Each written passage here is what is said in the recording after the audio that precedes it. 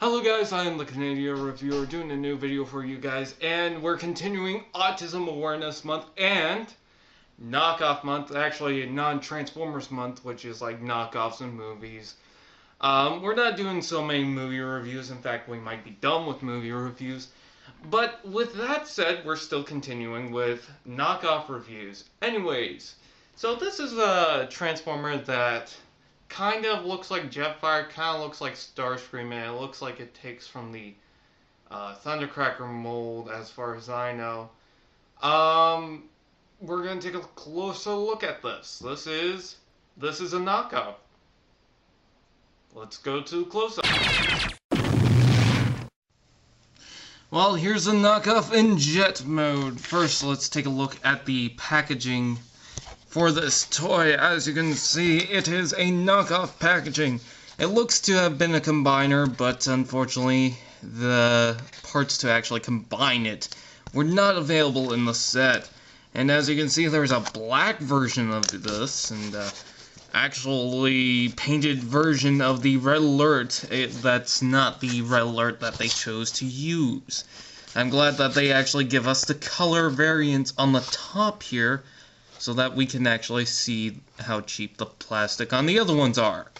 Anyways, Transformable Robots by Toy Galaxy. Sounds like a name that not even Robot Chicken would take to completely, to make like a joke about like Power Rangers or something like that. Anyways, you got different ones, including the ones from that 6-shot, whatever it is. And then you got what looks to be an RID hotshot and this guy on the other sides. Do not like the paint of these guys. I'm glad I actually have the a different knockoff version, which is way better than this. Anyways, let's move on to the actual jet again. So here it is. This is a tragedy on the paint. It really is. The entire thing. The white plastic is a little like even the full white color seems to be fading, especially on the wing, which is a little odd. No real paint details underneath except for the arms, and you can see the red coming through, which is kind of terrible. The paint isn't even on there right. It actually, I think a factory really just printed that off, but they didn't really do such a good job on it. So you got that. And you also got that little whatever it is. So yeah, it's a very cheap knockoff. Let's go on to robot. Well, I'm just gonna ask again, am I going to get a review anytime soon? Well, probably. Alright, just wondering. I mean, you know, take that what you will. Anyways, here's the robot mode and the paint scheme. Wow. I just want to see how they painted this guy. No! No! This is not how I want to spend my life. Why should I paint Transformers toys? I already painted the fist, the cockpit, and the face.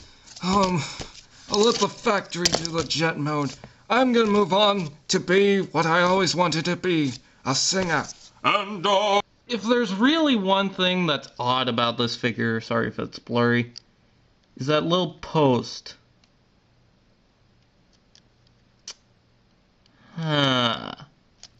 For a size comparison, here's GDO Cliff Jumper, which I would actually put this Cliff Jumper next to the IDW Bumblebee for Generations. I'm just gonna say that right off the bat, if they don't make a Cliff Jumper, but I don't know, I think that would be cool.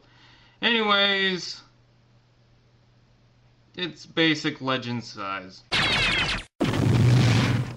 Articulation, you got ball joints in the arms. And that's it. No leg articulation. No head articulation. Just a ball joint in the arms. That is it.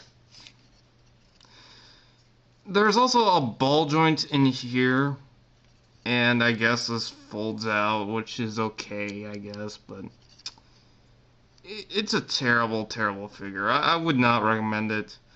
It's just bad. Let's go to my overall review, because it's not as bad as I make it out to be. But let's go to my overall review. So overall, do I highly recommend it? Not really. I guess, considerably. It is shabby, but it's not too shabby. It's a fun little toy, even for a knockoff figure. So, even though the paint's very bad, especially in robot mode, I'd still recommend it. It's not a horrible figure, but by any means is it in no way a great figure. But it's got its perks, so... Someone's outside. Okay, give me a sec.